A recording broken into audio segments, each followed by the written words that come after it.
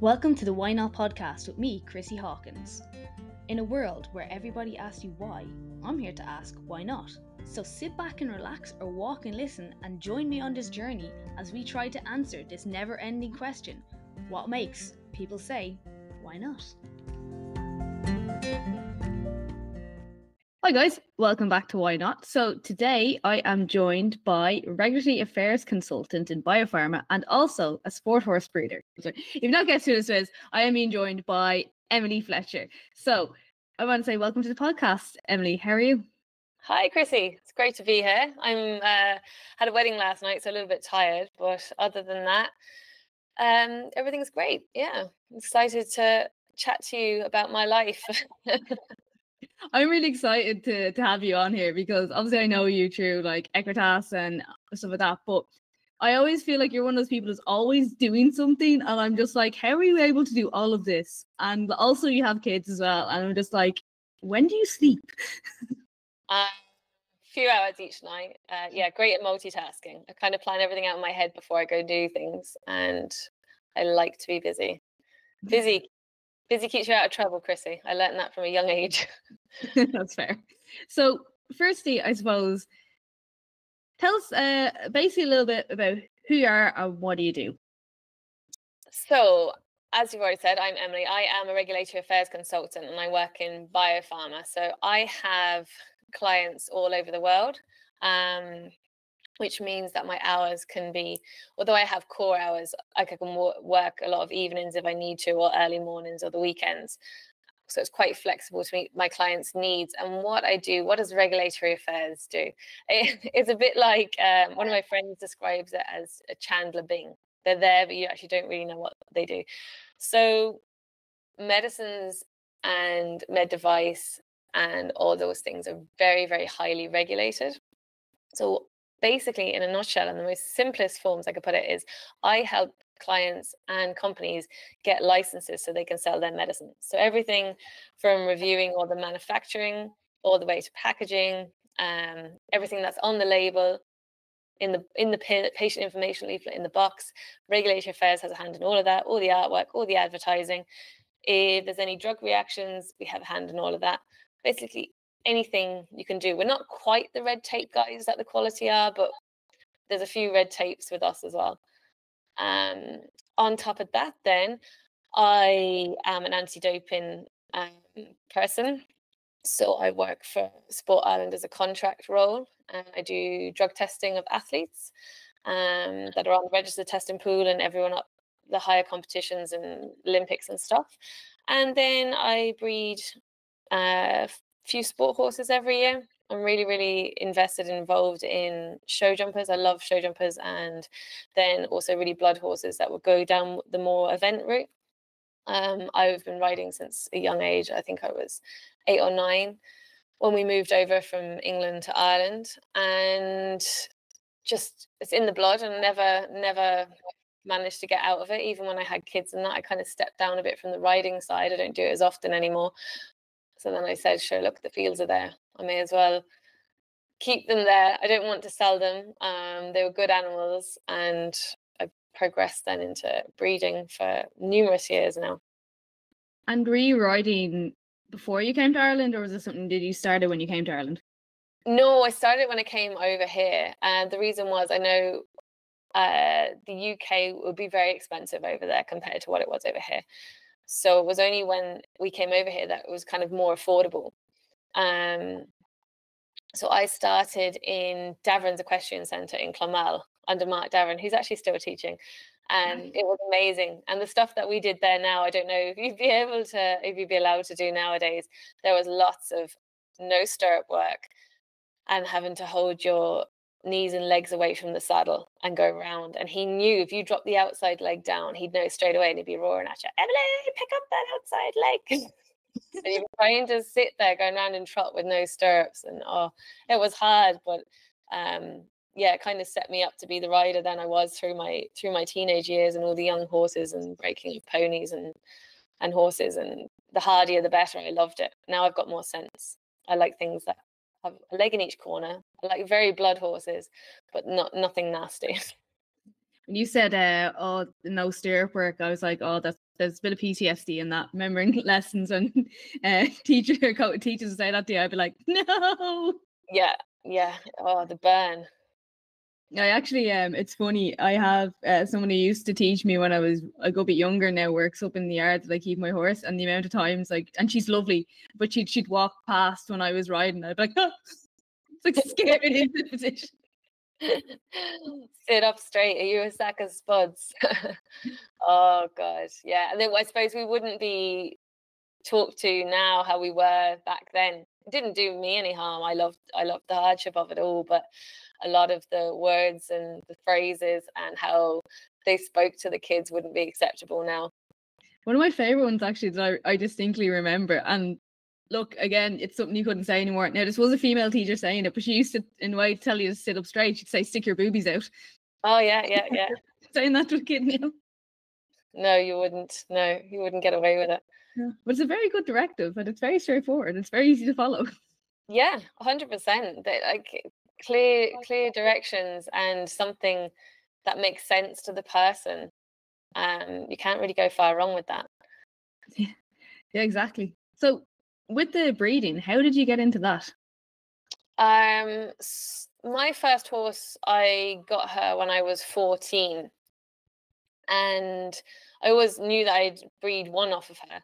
So I bred two off of her actually, and one is still here today. She's now 20, and when I kind of slowed up more on the show jumping side, when college and work took over, I had her and I didn't really want to see her wasted. And unfortunately, she's absolutely vicious. So I couldn't give her to anyone else. She's fine. Once she's got a head collar on, anyone can take her anywhere. Anyone can ride her. She's the easiest ride. But once she's loose, she's very like a feral stallion. She's all front legs and teeth, and she will. There's no prisoners. She won't take any prisoners. There's been men jump out over 6 bar gates to get away from her, and it's just the way she is like. So I said, you know what, sure, look, I can't give it to anyone. Really nice model. Her trainability is second to none. So I'll breed one off her and I'll see like what the foal's like, and if it inherits her characteristics, bar the temperament, then we're good to go. So I did, and the foal was lovely and broke him. There was no problems. Great temperament, great ability, nice and athletic. So I was like, okay, grand. So she stayed as a broodmare. And then I'd say about 10 years ago, then I brought another couple of mares to breed from. Older lines that kind of a more solid, leg in each corner type, but trainable, very powerful, very scopy. And then I brought some more like warm blood types. I have a great contender mare. She's 19 now, but again, powerful, scopy. You can breed it to more blood horses. I suppose the end of the game, or the aim of the game, I suppose, and the end goal would be to breed something that's trainable, something that has a purpose, and if it can jump, even better. You know, that's what I like to do. I like to see them go on. Yeah. And have you seen many go on since you've started breeding? So they're all quite young, really. So obviously Deadly is her name. She's 20. She's the first one I bred, and she's bred for Deadly Sin, yeah, Deadly. Depending on the day, she could be called dipshit or dickhead, but yeah. To murder you constantly, yeah. Yeah, and she's the prettiest one in the yard, so she lures everyone into a false sense of security. She's quite elfin like that, to be honest. So yeah, her eldest would be, he's in England. He comes back over with him to Ireland. He's very blood type, and I think he's like won a couple of classes of like a couple of hundred competitors. He's very competitive, but at a lower level. The rider only like rides around kind of 110. And then her other ones are very young, and they've only gone, because I went back riding her. So there's a 3-year-old, hang on now. There's a 5-year-old that's out eventing. There's a 2-year-old in America by Billy Congo. There's a yearling in the UK. And then I have her latest one here with me now. And I also, sorry, the 3-year-old, yeah, Dolly, I kept her. She's by Hosto. Really nice, big, rangy mare, light on her feet. She's in foal to Masito. So, like, as the lines go, they're quite young. Now, the contender mare, Lucina, there's a 4-year-old in the Netherlands. He's jumping away well, but they're really slow with them over there. This particular owner, which is great. So he's only done a couple of little training shows, and he looks very useful. Her first one, before I owned her, she's in Australia and is producing. She jumped only up to 120 as a 5-year-old, but then she went breeding and she's already bred 130, 140 horses. And then Lucina's other ones are in America jumping, eventing. There's one left over here, I think, up in Wicklow. He's supposed to be going jumping. He was with Bertram Allen, and now I can't think of the fella's name he's with. And then I have a Vivant out of her. She's at home. She's a yearling, and another yearling who is still in Ireland, but it has been bought by an American lady, and she also owns the 4-year-old half brother. So once they buy into that line, they seem to keep coming back. And then April, the other mare that I have, she being ours Vivendi, Diamond Lad mare. All of her ones are 4 and under as well. Yeah. Okay. So they're all still very young. Yeah, another few years. Yeah. So just a few things that you were saying there. Just for anyone who say doesn't understand the horse breeding, the horse world stuff, when you describe a horse as like a blood horse, what would that mean? You can ask 20 different people and you're going to get 20 different answers. The word blood normally comes from the amount of thoroughbred percentage in it. But to me, it's an attitude, it's a way of going, and it's athleticism and lightness on the feet. If you see them, the best way of describing this, I suppose, which is not, like, if you see a horse and they're coming towards you and they're springy and they're light and they look like they'd keep going forever and they're able to move in all sorts of directions at a push of a button, kind of like a little gymnast flying across the floor, you know, or say, for if you want a rugby concept, I suppose, if you looked at a winger, or scrum half, like, you know, yeah, you know, they're fast and they're quick and they're reactive. Whereas your less blood horse would tend to have less thoroughbred in it, but they can also be like colder. So they'd be like your more cub types. Yeah, they might have a bit of spark to them, but we're not on about spark. We're on about how light they are, how light they go across the ground. They're heavy. You can hear them come across the ground. Yes, that's a good way of describing the cubby types. You know? Yeah. And they don't necessarily, when they go over jump, yeah, they can jump, like you see drafts jumping 130 tracks, but it looks different. It looks heavier. It looks as though you don't know if they're actually going to get over to the other side, or if their fences go up, like, or if they go wider, are they going to make it? They shouldn't be able to do it, even though they're someone really talented. You're like, you should not be able to do that. They don't look like they should. Yeah. And also, again, as I said, it's supposed to be based originally on blood on percentage on paper and amount of thoroughbred. So the more thoroughbred you have, the more kind of heat you'd have, the more reactive they would be, the more they'd want to go, the more athletic they would be. But you can have horses that are 30% blood, and I use that as inverted commas because everyone aims for the golden. For show jumping, they're trying to normally look between kind of 40 and 60 now, and for eventing over the 75% on paper. But you can have a 30% horse on paper who's way more blood than the 50% horse in the stable next door. So yes, you can write, my horse has 67% blood, and you can sell it that way. And then you see it out and it's like, that's not blood, that's cold. And most people are more suited to the colder type horses. They can't ride the real blood ones. Okay. Yeah. No, that's really interesting the way you described that. And actually, when you were talking about being light on your feet, I was like, if anyone wants to go look at Emily's Instagram page, anytime she puts the like folds up, exactly what you're describing there. They're these little like bouncy like light, and in that you can see there's a little bit of attitude in them as well. Yeah, there's definitely an attitude in them, all right, but they're all fairly trainable.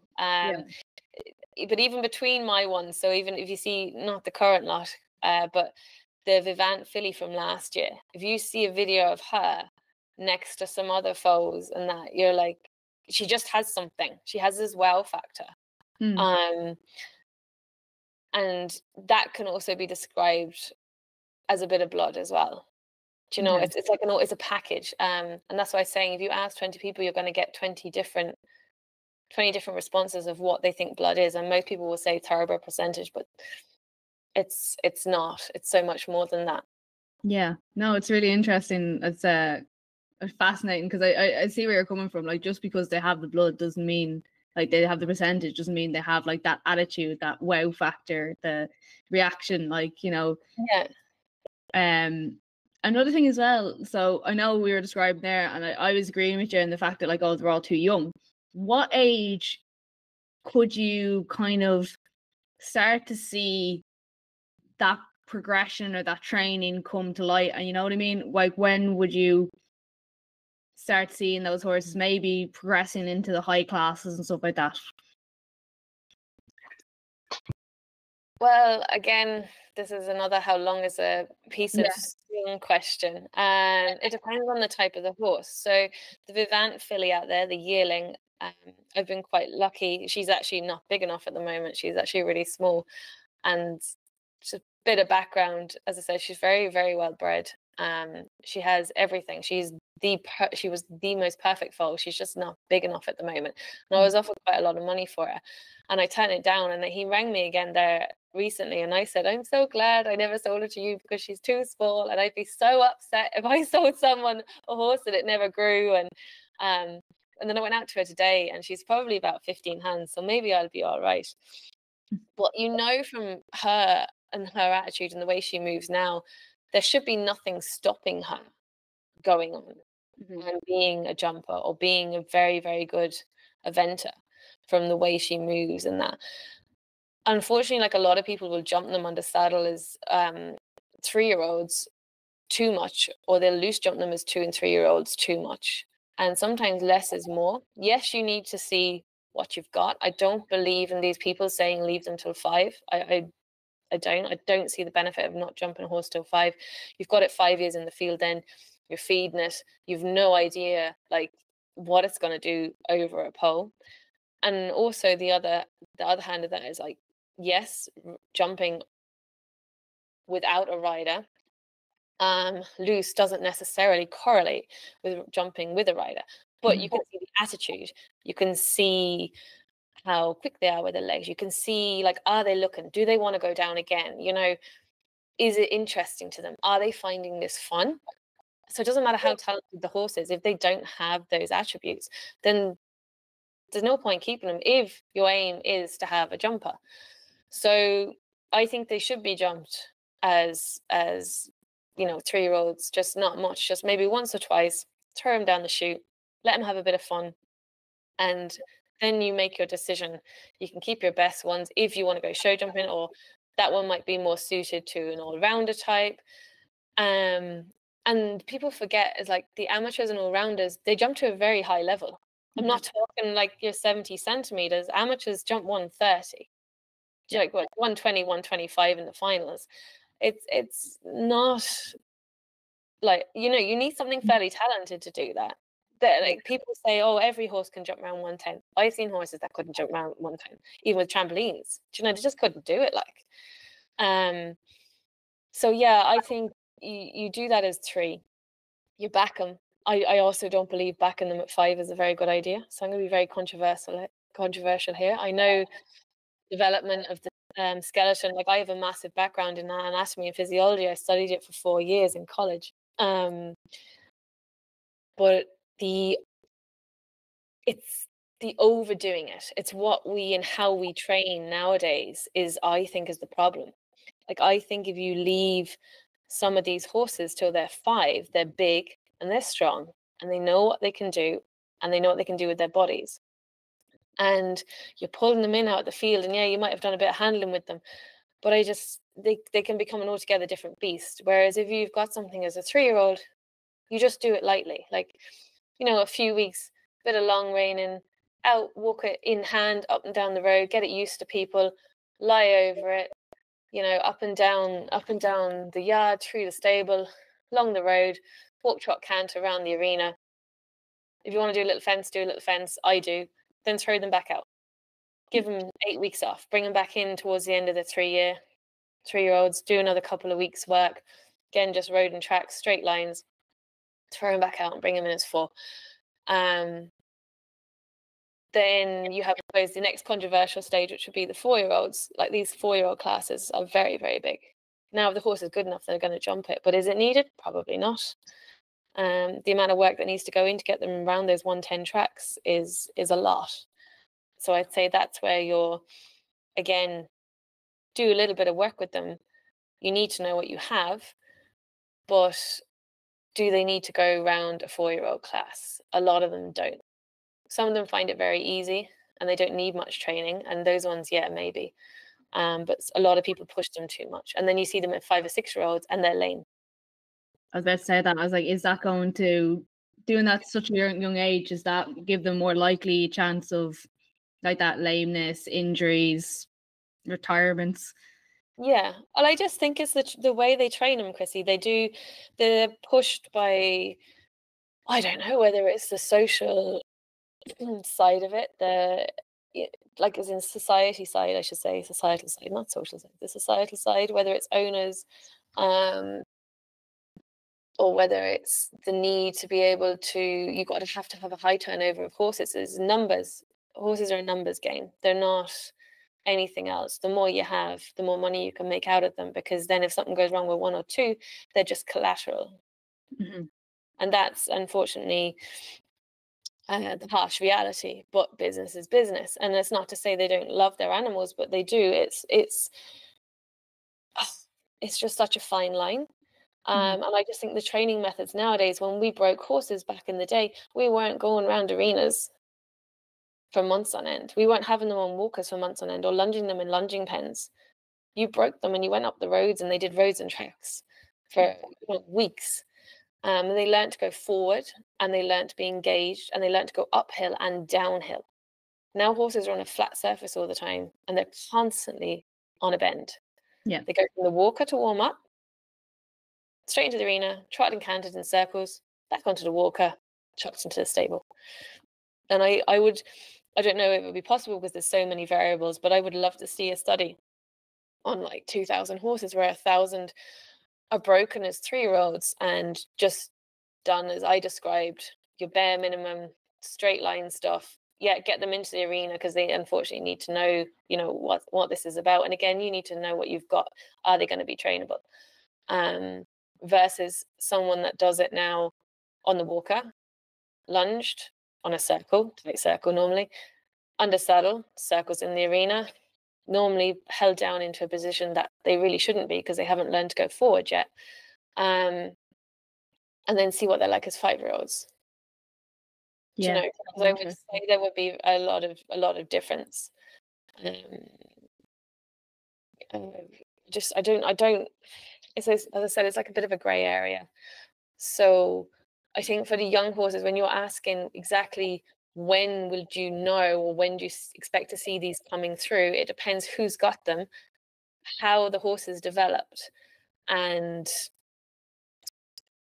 suppose how trainable they are. Because again, being under saddle, they could disimprove over the years, or they could improve over the years. Ideally, normally by the time they're 5 or 6, especially by the time they're 6, if they're going to be any good or not. And then some of them, if they're really big and rangy, you'd be backing them, like as I said, as a 3-year-old, and you'd be doing a little bit of work as a 4-year-old, and then you throw them back out and you bring them in as a 5-year-old, and their 5-year-old or 6-year-old year could be equivalent to what a more compact horse's 4-year-old year would be. So you might not go to their 8. So it depends on the horse. But the ones I've got out here standing at the moment, you should know by the time they're 5 or 6 of what they could do or where they go. Yeah. Yeah, no, I know it's not as, I suppose, straightforward as at this age they do this. But I think it's more for people who don't really know about horses, because I'm sure you've had it yourself. Like, you'll talk to someone, you'll mention the horse's age, and people will be like, "Is that old for a horse? Do they live?" Like, you know what I mean? So it's just kind of cool to get that kind of, at 3 you'll start breaking them and different things like that. Yeah, I suppose it kind of links to the science side and what I do. If you're in the clinical trials and someone asks you, well, when's the drug going to be ready? You're like, well, actually, I don't know. It could be a year. We could have to another 3 years of product development to do before we even get to that stage. So there's a lot of crossover into a lot of different industries about, you don't actually always, you can't always quantify everything and qualify exactly, this is going to happen here, this is going to happen there. And it's the same in every industry, I think. But it's still a good question. It's just, unfortunately, there's no black and white answer. Oh yeah, definitely. It's interesting. Like, do you see a lot of parallels with the two industries, like as in where you're working in the pharmaceuticals and then with the horses? Yeah, so I do and I don't. And I think more so the fact, obviously with the pharma, yeah, it's 24/7, but it's not really, because you have different people taking over different shifts, where in the horsey world it's 24/7, 365 days of the year. Everybody knows that. But what I think you can take from like the pharmaceutical world and a lot of the biopharma is, like, when we develop a product and stuff, we would kind of build quality into the design of it. So there's this thing called quality by design. I don't know if you've ever heard of it. Nope. No. So basically, it's you build a quality into the system. So your goal obviously is to have a medicine and it has to hit certain quality attributes, but you don't go through the manufacturing of this particular medicine in the hope that when you do your final test that it's perfect. Hmm. You know, by building the system appropriately, if your quality is there throughout the system, you know that that medicine is going to be perfect by the end. And I think that can be kind of transferred over to the horse world, or even how we kind of look after ourselves and what we do with ourselves, instead of necessarily focusing on the final goal is, oh, we want to be this or be that. You have to have set of rules and things that you can follow. So what just to kind of get into it a bit more. So the quality by design, first of all, you kind of like, you'd have clear objectives. So you need to know what you want to achieve. And you do that in the pharma industry. So you could take that into life, whether, you want a fitness goal or a project at work or a hobby.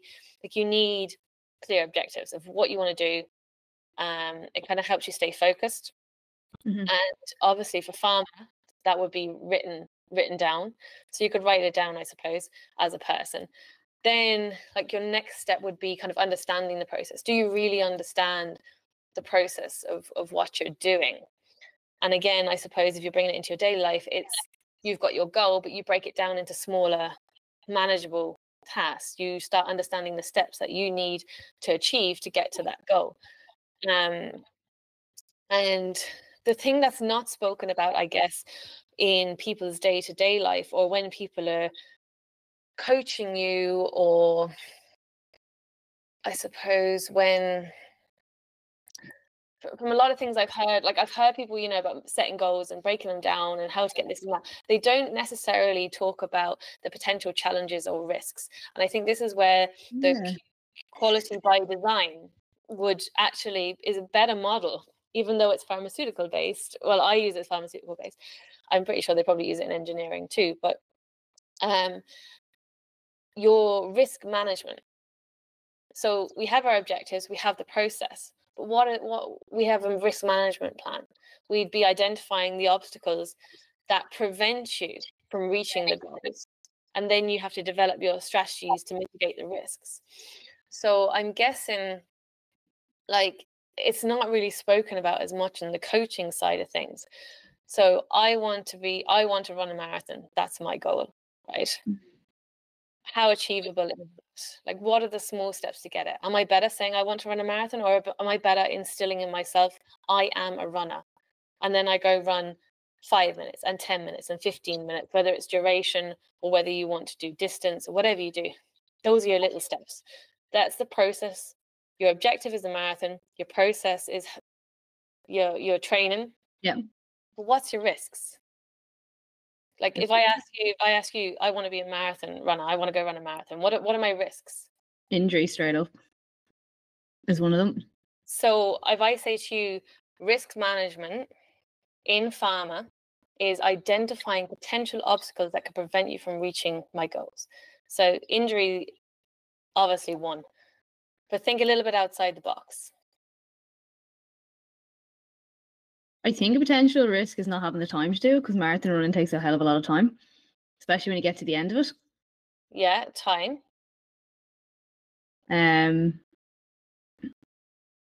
So what about if I said to you, like, stuff like lifestyle? Yeah, true. Diet, but the people you hang around with. Yeah. Your kind of your social group. You know, these are all risks. These are all things that could prevent you from being a marathon runner. Like, it's not just, yeah, I'm going to train, I might get injured, and then that's it, gone out again. Like, it's, you know, maybe it's something that you don't, it's not an injury. Maybe it's something that an injury wouldn't matter about. Maybe your goal is, I don't know, you want to write 5 articles over the course of a year. Like, what would stop me personally writing the articles? If I'm busy in work, if I decide to go out for a night rather than sitting in, if I have friends ringing me, if I don't have a workstation, if I don't have my habits right. So it's like, these are risk factors that you need to be able to identify, like, what might happen. And okay, I have like 5 weddings coming up. How, you know, that's like 5 or 6 weekends gone out of the year. So how am I going to write those articles?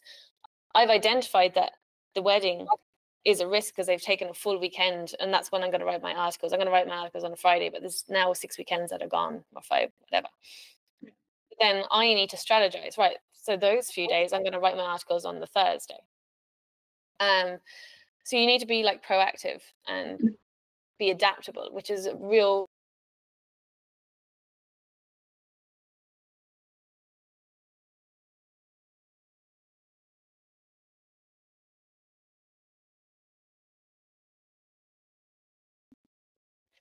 So there's a thing then, continuous improvement. Regularly review your process, your progress, and make adjustments as you need. But like, that might not be just you reviewing it personally. Like, it might be that you're looking for outside feedback, learning new skills. If you haven't maybe accomplished something, maybe you need to like upskill on something to help you get to that goal, or refine the approach to make it more effective, which is again something that we do in pharmaceuticals. If it's not working, you know, you're always looking to improve the process. Now, the last thing, which is something I've touched on briefly, would be your environmental design. So you'd create an environment that supports your goals. Again, are you hanging around with a load of people that just do X, but you actually want to do Y? You need to surround yourself with the right type of people, I suppose. It helps you be productive, it helps you organize more, and kind of minimizes distractions and excuses of why not to, you know, do certain things. So that's the main thing I'd probably take from pharma that could probably be applied to most people. It's very, very much a transferable skill. Learning to visualize like a quality by design, applying it to other aspects of your life. Yeah, I thought that was actually really interesting, because I still think people are at the point of make goal, break down goal. A lot of people in general, but the way you said, like, okay, so what are you going to do if something comes up? And it's like, people don't have no idea, like, and no, you hadn't thought about that. Yeah. And why would you, you know? Yeah. So I think it's so good. And obviously as well, like, working in pharma, everything has to be so precise, because if something's going to, like, a medication's going out, like, you need to know everything about it before people can have it, like. Yeah, you would do. But again, like, you can't just hope that it's going to be fine when it runs through the final quality checks. You need to know that your system has been good enough and everything that's gone in is good enough and it's suitably qualified. So you're pretty much 100% sure that it's going to come out perfect. So if you set your system up good enough at home, you know you're going to be able to get to that goal, like running a marathon or whatever it may be, because your system is right. Yeah. Yeah, at least, and most, as to be fair, most people's goals don't necessarily have life-threatening implications if it's not done right. Yeah. Which That is probably very wouldn't take it seriously. But then maybe it's someone's life. Maybe they want to like give up smoking or something, and they're still hanging around with smokers on a night out. You know, hang around with them, but just don't go out to the smoking area. There we go. There's your risk management. Look, the amount of people I know who gave up smoking, and I only smoking and drinking now, and because they're sitting in the smoking area with people and they have a drink and they're like, God, I love smoke, like. Yeah. So with that, do you find, like, having all this, like, because you're talking about the different lines of the horses as well that they're bred out of, what do you kind of look for when you're trying to source? I suppose, for those who don't understand the breeding, a lot of the breeding in horses doesn't happen naturally, especially if you're trying to breed a good horse, for want of a better description, a good line horse. What do you look for, or is there certain, like, stallions you look for? Because I suppose you have a couple of mares there that, are you coming, I suppose other people don't realize is there's also a lot of surrogacy as well. Are you breeding straight from these mares, or are they surrogate mares, or? So a bit of both. Like, I only have a few mares because it's more of a hobby than anything else. If I say it like that, it doesn't sound so bad. There's 8 sitting out there. Yeah, like I've done the embryo transfer before, and I've had surrogate mares. They're really good, kind of. I suppose they're really good to have, depending on what you're breeding from or what you're breeding for. It's less risk to the mare, or if you've got an older mare and they can't carry anymore. But what would I look for stallion wise? Again, it depends on the mare. Depends what I'm trying to breed.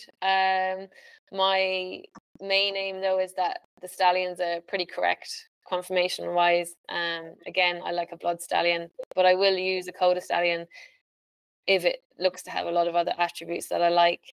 Don't necessarily mind whether it's as commercial as other things, as long as it matches my mare and what I want to achieve. And I really like them to have a really good temperament and be very trainable. Yeah. And I suppose, well, just to again bring it back for anyone who doesn't know, what is conformation? Conformation would be kind of how the horse is set up, how it's physically built.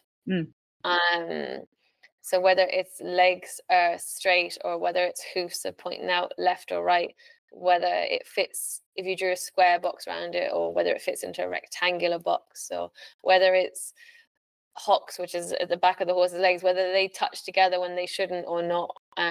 It's just basically physical attributes that may cause problems down the line.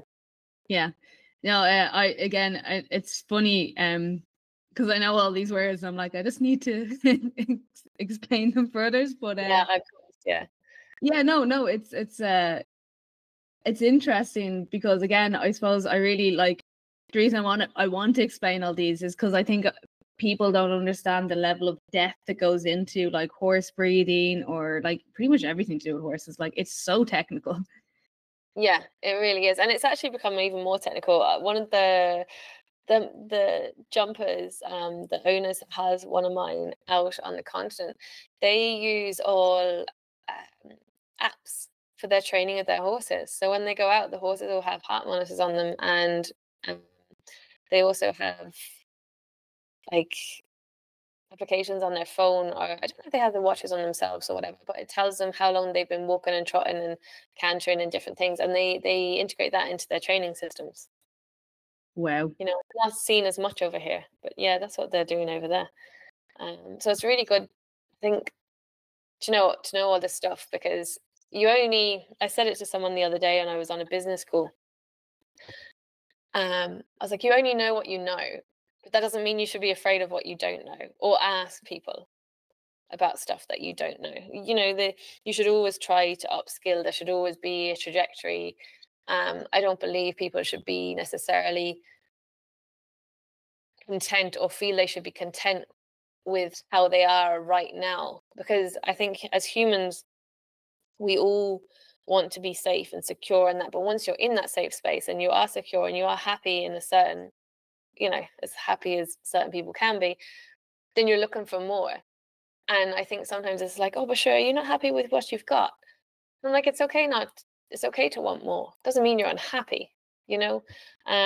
So I think when you see things like the way they're training their horses differently, or using, I suppose, AI, for want of a better word, and feedback systems to help with the training and the physiology of the horses, then it's not something to be afraid of. It's something that you need to kind of get involved with and listen and learn, and everything. It doesn't matter how much you think you know. There's way more that you don't know. Yeah. Do you think the equine industry is a bit more reluctant to move forward than other industries, or is it maybe more of an Ireland thing, or how do you kind of see it? Well, I actually, and this is probably, I don't know if this is going to surprise you or not, I think there's very few industries that are happy with moving forward at that rate that AI is moving forward. I think unless you're in IT, I think a lot of industries are actually, they're quite risk adverse. Like pharma companies, a lot of them are still in the dinosaur era and are still using paper for certain things, and they shouldn't be. Like everything should near enough be automated right now. It should be reducing human error level. And it's not, and people are afraid. But it is moving and it is going forward. So I don't think that it's kind of indicative just to say that, oh, it's just the horsey or the equestrian industry. I think they're as slow as some industries that you'd expect to be moving way quicker. And they're actually, when you're in the other industries, you realize, you know, they don't want to move on either. They'd be quite happy if you could still have a box of papers in the corner that you could like rub out and pencil in something else and sign it. That'd make way happier people, you know. But it's not going to happen.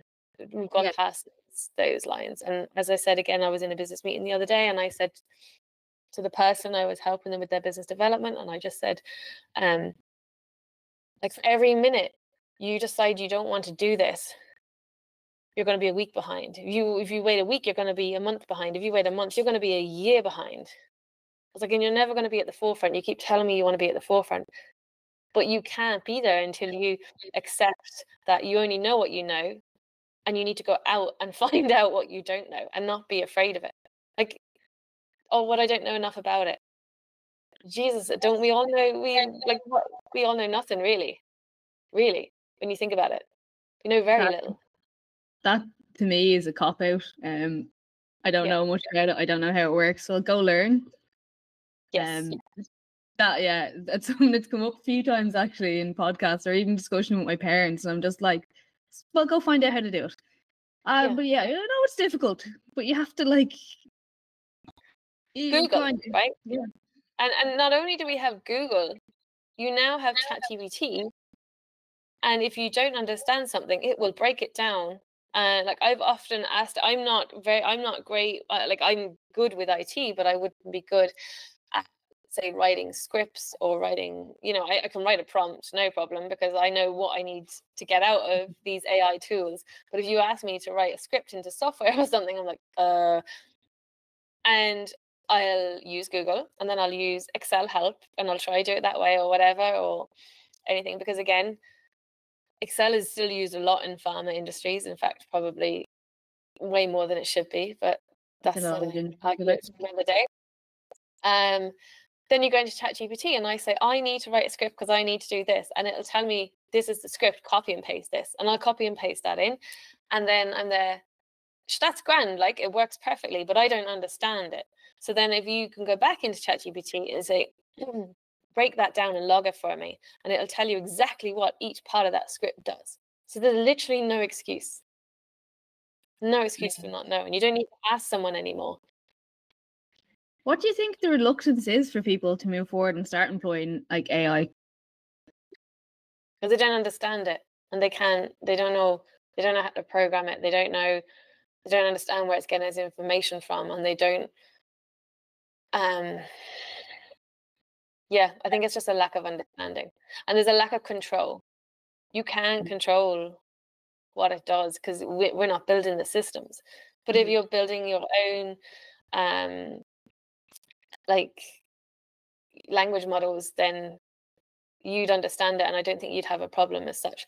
So again, back to the pharma world, in the pharmaceuticals, the information management systems that they're using, and I think they're bringing them over to, you see a lot of project management systems for the horse world now as well, that they're showing people how to organize their daily lives and how this horse is getting this and this vet is due here, and it's all, a lot of them are using automated systems. You'll go in, it's not a whiteboard anymore, it's all on the screen, and then it comes up on their phone.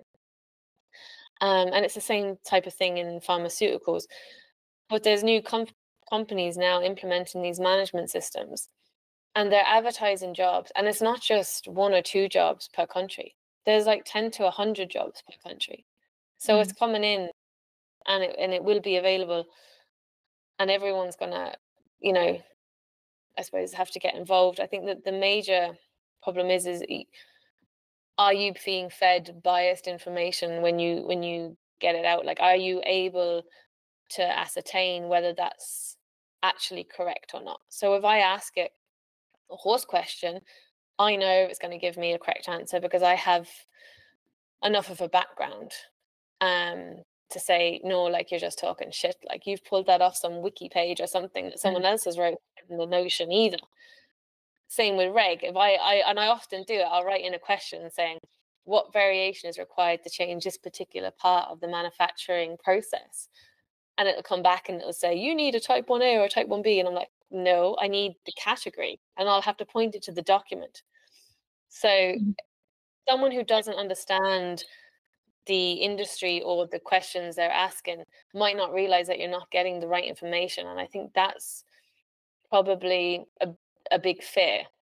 Yeah. Are you getting the right information out? And how do we know that if you don't know anything about that particular question you're asking? And if you're running scripts, you know, because it either works or it doesn't. You get your result or you don't. But if you're asking it questions, like you just have to hope that whoever inputted the data inputted it correctly, or wherever it's drawing its data from, is that correct? I suppose there's one thing that even ChatGPT said, like it's on ChatGPT saying like this might not be accurate. Do not take it as fact. Yeah, but how are you going to know? Yeah, that's true. It's the same with Google. When we used to use Google for, if I were doing our research modules and stuff, like, you don't know when you're reading an article, is it correct? Is it biased? Is it, what is it? You need to check. Like, you'd hope if it's been peer reviewed and in a reputable journal, then you're maybe like 70% accurate. But if you're getting something from ChatGPT, like, how do you rate the accuracy of it? Like, do you then have to take that information and put it back into Google and then try to find all the research papers? It's a tough one. And you don't know what people, as I said, where they're getting their information from, and is it biased towards a particular subset? Yeah, no, that's true. I think as well, though, the majority of people aren't even that far with like ChatGPT or anything like that, are they? No, they're probably asking for great articles. It's funny actually as well, because you can kind of, I know a lot of people are using it for writing. Like, I'm not going to say for a second that I do not use it regularly for writing, but you can start to spot spot it now. Yeah. It's a But great tool. It is a great tool. It's really helpful.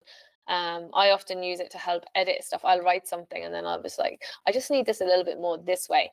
And sometimes, especially if I've had a really long day, I'll be sitting on the couch and I'm like, oh, what's that word? It begins to see. And Keen's looking at me, he's like, what are you talking about?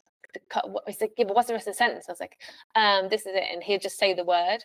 Whereas I'll know it just doesn't come to the forefront. Whereas ChatGPT, I can put something in, I was like, I need it to sound a bit more X way, which is what's in my head. And then it'll spit it out what I've said, but in how I'm thinking, but I can't write it down because I can't remember the words. Oh, I get that. But like even the thing I think with it, you have to give it like the reason someone's written something about ChatGPT is because they've given it 2 lines and they tell me write about it. But if you give it a load of detail and like that, if you just say, can you just change the tone, or can you do this, or can you expand this a little bit for me? That's the I suppose the right way to use it, I want to say. Do you know what? And this is I don't know. Think about the quality by design thing that I said to you about, right? Where you want to qualify everything. So their goal is to write an article based on the 2 lines they've written. But did they clearly describe the objectives? Did they understand the process of what they want to write? Have they had the risk management? Like, is that article going to be biased? Have they given it enough prompts? Have they read through what ChatGPT has spat out? And are they going to send it back and say, no, I need X, Y, and Z? Are they like improving on it, continuous improvement? Is the design, the environment, have they managed to create the environment on ChatGPT? Like, instead of putting the 2 lines in, put a full paragraph in. Like, your response is only as good as your prompt. And I did, I put together an AI training module there for the pharmaceutical industry. And one of the girls went out to, she's on the continent, I don't know what client she was with, and she gave it to them. And she did the training, she read the training, she gave the training to these other people, and then came back and sent me a task and said, there was a PowerPoint, and said to me, can you put this into ChatGPT and see what its response will be? And I wrote back and I was like, what? Yeah, I just want to see what answers ChatGPT would give. And I'm like, no, that's not how it works. I said, literally 3 slides of my thing were about how good your prompt needs to be and how accurate, like not how accurate, but if your prompt's crap, it's going to give you crap. Yeah. I was like, you can't just ask it a question and expect it to give you a good answer. You need to clearly define, the question. No, just hadn't sank in. And I think that's most people's problem with ChatGPT is they don't realize that the prompt needs to be really good. Like, you can't just write in a one-liner unless you want a one-liner back. Yeah. And they're the ones that you're like, okay, that was written by AI. Yeah, pretty much. And it's learning as well. So it learns from you. So if you write a few articles and throw it into it, it'll learn how you speak and what you do. So a bit of kind of, I suppose, work in the beginning will save you a lot of pain in the outcome. Like in I suppose further on down the line, if you want it to write one article, it's going to do a crap job. But if you write 5 articles yourself, put it into ChatGPT, and then ask it to write the next 10, it's probably going to do a very good job because it knows you. Mm-hmm. Yeah, that's fair. What would you love to see employed with AI? With AI, in what industry? Like what? Just in any, like, was there something that like sticks out to you, or is there something like you'd like to see in the pharmaceuticals, or involving the horses, or even just like in general? In general, gosh. I think that was a really broad question. I'm sorry for asking that, because I was like, That's a very broad question. Doesn't Chrissy? I'm sorry now. And the main problem is, you know what? I'm not going to even answer it. And the reason why is because whatever I say has probably actually already been done. I just don't know about it because I am not involved in the AI space as well as people that are actually actively writing the language models and designing these processes. So, like, if I say, "Oh, I'd love to see this," someone's going to be like, "That was done 2 years ago." And they're like, I just don't know how AI would sort my life out at the moment. The systems are there, they just haven't been implemented into my particular line of work. So it's more about implementation and upgrading the systems than anything else. You know, I guess. I suppose horsey wise, and it's not going to happen. And I suppose this is the other thing, is people fear that AI is going to push people out of jobs and replace people. Whereas my line is AI won't replace people. AI will replace the people who won't embrace AI. Yeah. That's the only difference. Like, you could upload a video of your horse going around in walk and trot and say to AI, like, when it's far, which leg is it lame on? Is it high up, low down? What does it look like? I've done X, Y, Z. What could it possibly be? That's grand. It's going to shove you out a load of data and research. It's found. Definitely not the same as having your vet look at it. Yeah, that's true. It's never going to replace the vet, but the vet could use that. It could say, I've done X, Y, Z. What are these obscure things that it could possibly be? Throw me up a load of research articles. I'm going to read those 100 articles.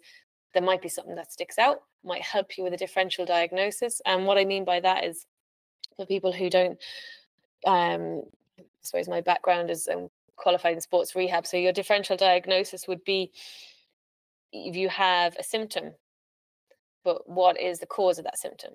Like, you have shin splints. Shin splints, that is not a diagnosis. Shin splints could be 4 different separate things. Yeah. And they're really hard to pinpoint which it is. So it's just like, oh, you have shin splints. Do these things, because these things help most of those 4 problems, but you're never going to know what it is. So it will help them with the differential diagnosis if they could get all these articles and read them, and then, pull or not pull. But AI is never going to be able to tell you what your problem is with your animal. Yeah, absolutely. No, I think you're right. And I do think, actually, I was going to ask about that. So what I was going to say about that, would you be worried about things? And there's a lot of things I can even see with the horses straight away. Then, like, there's no way you can replace that with AI. But it's the same in industry. You can't replace people. You will cut down on man hours, 100%. Things are going to be done a lot quickly. They're going to be a lot more qualified. The quality is going to be better. It's going to be more consistent. There's going to be less room for human error. All positives. But you're not going to replace people. Not now. Maybe 50, 100 years, 200, 2,000 years time, if we're all still here, if someone hasn't pressed the big red button. But I don't see us being replaced. But if you don't embrace AI, you'd be out the gap. Like, there's no need for you. You will be replaced then. Yeah. You embrace. Yeah, it's basically embrace or replace. That's it. That's in my eyes, and I think that's the same for every industry, pretty much. Whether you're mining, whether you're down a coal mine, whether you're digging in the garden, there's still things that could be, AI applicable to what you're doing. Yeah, no, I really agree, and I think that's really good, the way embrace or replace. That's a really good way of looking at it.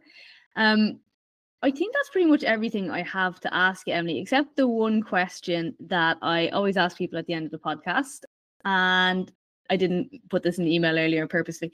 And that question is, what is the best advice that you've ever been given? Best advice the best advice I've ever been given.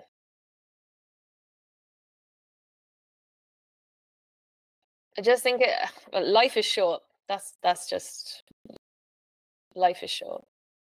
So just go do it. That's what I'm always told, and that's what I live by. Like, I have a very morbid sense of humor and a way of looking at things. So I'm nearly 40, and I don't say I'm nearly 40. I say I'm halfway to dead. Like, and everyone's like, "Oh, that's terrible." I was like, "No, it just means that I need to just get more shit done." That's how I look at it. I like that. That's funny. I also follow that kind of thing. That kind of, I suppose, mindset when it comes to morbid sense of humor. But, actually, you don't laugh, you cry. Exactly. That's very true, especially now these days. But if anyone wants to keep up with you, find out about all your lovely horses as well, where can everybody find you? So they can go to Instagram or Facebook, Virtuoso sport horses or virtuoso Irish sport horses. And then you can just DM me there, and the same, I think, Instagram, Emily Fletcher 1, I think it is. But I'm also on Facebook as well. But if you just DM the page for anything, it doesn't need to be even horse related, like horses, business, pharmaceuticals, regulatory. I'm there. You'll find me. Yeah, brilliant. And as ever, guys, you can find me on Instagram and TikTok. My Instagram is @strongsaddle with underscore at the end because someone beat me to it.